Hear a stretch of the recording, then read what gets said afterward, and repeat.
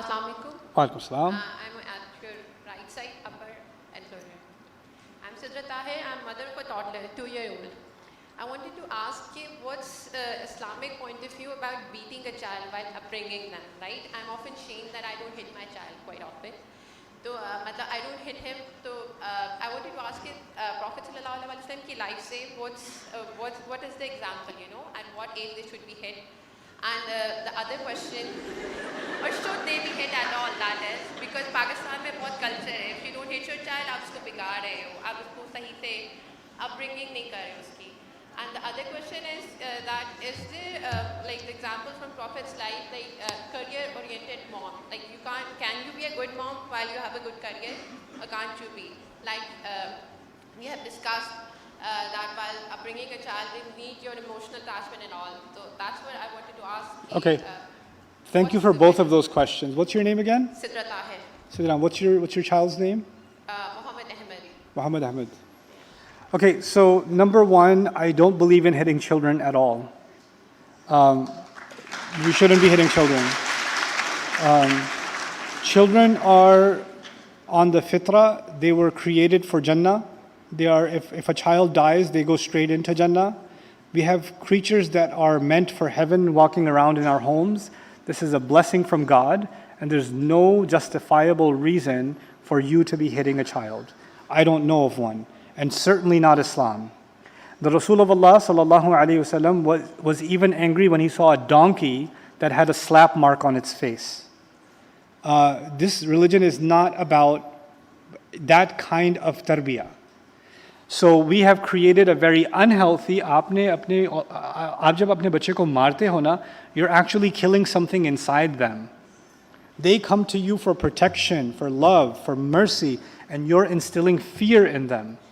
The thing they need from you more than anything else is not discipline, it's actually love. And when a child is crying a lot, is maybe because you're not understanding why are they crying.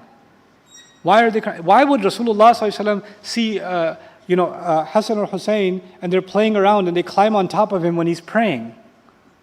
Why would he do that?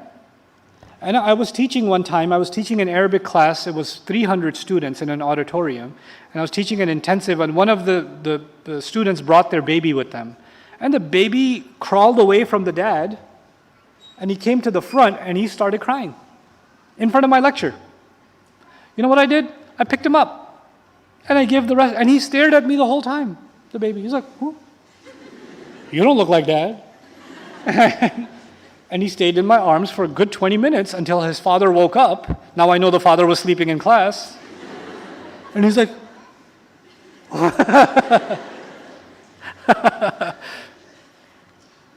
children need our love and our mercy. और मेरे नज़दीक बच्चों को मारना दीन की तालीमात के ख़िलाफ़ है, सरासर ख़िलाफ़ है, पहली बात. दूसरी बात कि बच्चे को नहीं मारोगे तो बिगड़ जाएंगे. बच्चे को आप कौन सा बिगाड़ है बच्चे में? ये कौन सा बिगाड़ है मुझे समझ नहीं. बच्चा रो रहा है, बच्चे को तो रोना होता है, और रोना है तो he needs love. अगर बच्चा शोर मचा रहा है, maybe you haven't taught him how to deal with something. Maybe you're reinforcing certain behaviors, and you're doing it. So sometimes kids do fake crying. You know what fake crying is? And then you can, you know. He knows.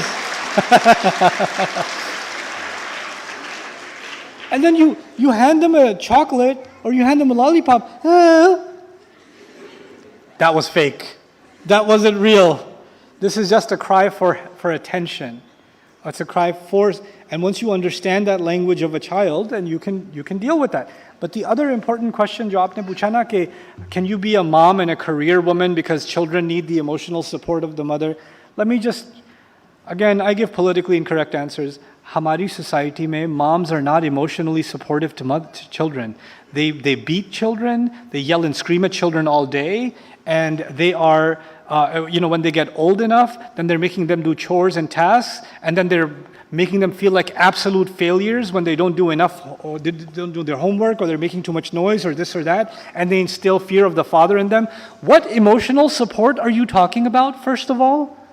So first of all, let's be supportive mothers, first of all. And second of all, There is no contradiction between successful in your career and being a good mother, because as much as the child needs a mother's emotional support, equally the child needs whose emotional support? The father's. So this idea कि mother को तो full-time mother होना है, father को तो part-time father होना है, I don't know where you got this idea from. You're both full-time. And you have life that is also full-time. Women used to work in the farm when they had their babies. Women used to go out to the well and get water when they had babies. They were working full-time and they were moms full-time. Women were teaching Quran and Hadith and Sunnah full-time when they had their babies. So this idea that either you have a baby or you're a productive member of society, because you cannot be both, is ridiculous. It is against history. It is against common sense. It is ridiculous. It needs to go. I was really happy to visit the National Incubation Center here in Islamabad last time I came, and they have some women that are doing entrepreneurial work, and they've started their new projects, and they've actually made a mom's room. So that new moms that are coming and they have a baby and they're working on their project, they're developing an app, they're doing something else, they have the support of having a mom's room there. Corporations in the United States have mom's rooms, because they know some of their top performers are females that are now mothers. Well, we need to support them in their motherhood. Why does that have to be a challenge? Why is that being less of a mom? Both mother and father have to be active participants in a child's life. And you know what? What message are we giving our daughters? 50% or more of our intellectual capital, our talent capital, is being wasted because we think it's not appropriate for them to be involved. Of course it's appropriate for them to be involved. Every child whose mom is a doctor, whose mom is an engineer, whose mom is an accountant, is proud of their mom. They're proud of their mom. And when you don't let the women do anything, you know what happens? Fights happen over lawn outfits. Because you took purpose away from them. You gave them nothing more to contribute. So now the only thing left is competing inside the family over ande and outfits, and and it doesn't just ruin women, it ruins the men in those families. आपको पता है आज उसने क्या कहा था? इधर आए मैं आपको बताती हूँ. Why are the women going crazy? Why are they doing that? Because we are robbing them of their purpose. We're robbing them of contribution. Women are creative too. Women have work ethic too. Women want to accomplish too. And I know some of the teachers that I look up to that are women that were carrying babies to their work, to their businesses, and doing both. And the husband was supporting them. And the husband had a couple of days, my wife had a couple of days. This is a partnership. And that's what I believe in promoting. Because this is what I want for my daughters. I want my daughters to accomplish. And अगर आपका ये culture बन गया ना कि degree बेटी की degree होनी चाहिए, क्योंकि एक दफ़ा डिग्री हो जाए तो फिर वो शादी के लायक है. डिग्री का मकसद ये नहीं है कि वो कुछ करेगी उसके साथ, उस एजुकेशन के साथ किसी तरह कंट्रीब्यूट करेगी. उसका बस ये अब वो मैरिजेबल है, क्योंकि आपके नाम के साथ डिग्री लगती है ना, तो फिर आप ज़्यादा क्वालिफाई हो जाते हो रिश्तों के लिए. Right? This nonsense has to stop. We educate to empower. This has to go. None of you should be getting a degree so you're good enough for someone else. None of you. You're good enough for God. He put you on this earth. You're good enough for the ruh to be blown into you. You're good enough to be Muslim in the sight of Allah. Then why are you always thinking I need to be good enough for someone else? You need to be so good that they have to come running to you so they're good enough. That's the mentality men and women are supposed to have. And it's not going to come from titles, it will come from your accomplishments, your work, and your work ethic. So this is not, I'm not preaching feminism or liberalism or whatever. These are Islamic ideas that were there in Islamic society for centuries. And somehow we decided that women are a problem. So we draw a circle around them when they're, even the young ladies I was talking to yesterday, हमारा dinner table था, कुछ students बैठे हुए थे, लड़के बैठे हुए थे, एक दो हमारी बेटियां बैठी हुई थीं, और बेटियां हमारी खामोश थीं, और लड़के सारे पूछ रहे थे सवाल. तो मैंने उनसे लड़कियों से भी पूछा, आप लोग सवाल नहीं पूछती? एक पिछली दफ़ा मैं आया था तो मैंने पूछा था, तो एक ने कहा था नहीं मैं बस सुन रही हूँ. मैंने कहा नहीं, आप सोच भी रही हैं और आपके जहन में सवाल भी आ रहे हैं, लेकिन आपको शुरू से कंडीशन किया गया है कि तमीज़ वाली बच्चियाँ बोलती नहीं हैं, वो चुप होती हैं, वो चुप रहती हैं. ये सिखाया गया आपको. और ये ज़्यादती की गई है आपके साथ। उमर बिन खत्ताब खुतबा दे रहे हैं और खुतबे के दौरान एक औरत उनको इंटरप्ट करती है, कहती है ये चादर कहाँ से ली आपने, ये तो बैतुल माल से है। औरत इंटरप्ट कर रही है उनको। वो रोकते थे लोगों औरतों को मस्जिद में जाने से, कह रहे थे कंकरियाँ फेंक रहे थे कि मस्जिद में ना आए। उनकी अपनी बीवी कहती है मैं तो आऊँगी, रसूल ने नहीं रोका, आप कौन होते रोकने वाले। उनकी अपनी बीवी ने चैलेंज किया। The women in Islam, in Islamic history, had a voice. One of the most incredible explanations of the Bukhari is Fathul Bari by Ibn Hajar Asqalani. His teacher is a woman.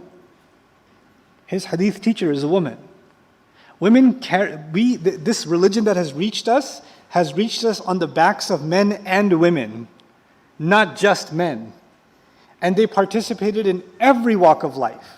So the idea that somehow Islam कहता है कि औरतों का कोई और contribution नहीं है, कौन सा इस्लाम है ये मुझे समझ नहीं आ रही, क्योंकि अल्लाह ने अपनी किताब में तो ये दायरा नहीं लगाया, ये हमने बनाया है और हमने कहा है इसके अंदर महदूद रहो। और ये शैतानियत जो है ना, इसमें क्या है कि नहीं, औरतों को तो मदर बनना है लेकिन मर्दों को फादर नहीं बनना। मर्दों का कोई ताल्लुक ही नहीं है अपने बच्चों के साथ, कोई कंट्रीब्यूशन ही नहीं है, कोई इमोशनल कनेक्शन ही नहीं है, और सिखाया जा रहा है कि उनका काम है बिल्स पे करना, आपका काम है खाना पकाना, और दोनों बस एक अलग अलग यूनिवर्सेस में रह रहे हैं। This is a national crisis. This is a national crisis and we need to come out of it.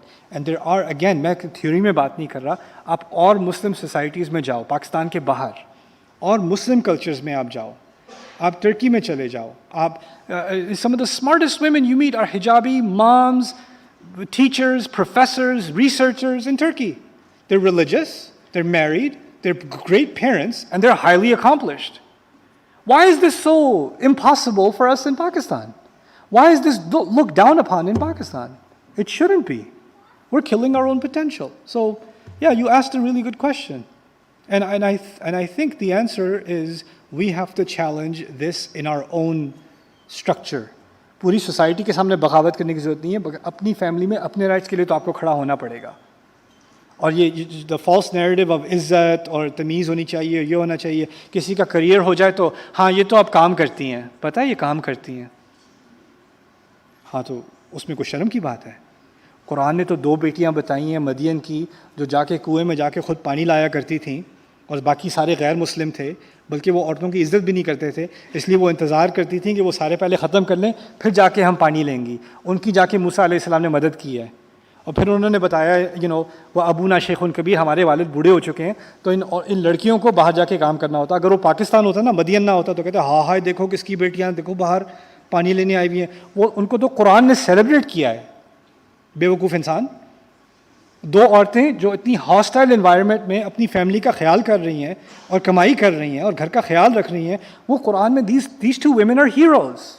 They're being celebrated. आप उनकी एक एक हर्फ के बारे में क़िरात पढ़ के आपको 10-10 सवाब मिलते हैं। यही सीखा है ना आपने। और फिर आप कहते हो ये तो काम कर रही हैं, ये तो ऐसे कर रही हैं, इनको देखो ज़रा। This is when I say we're far from the Quran, I mean we are far from the Quran. It's telling us something and we have to listen.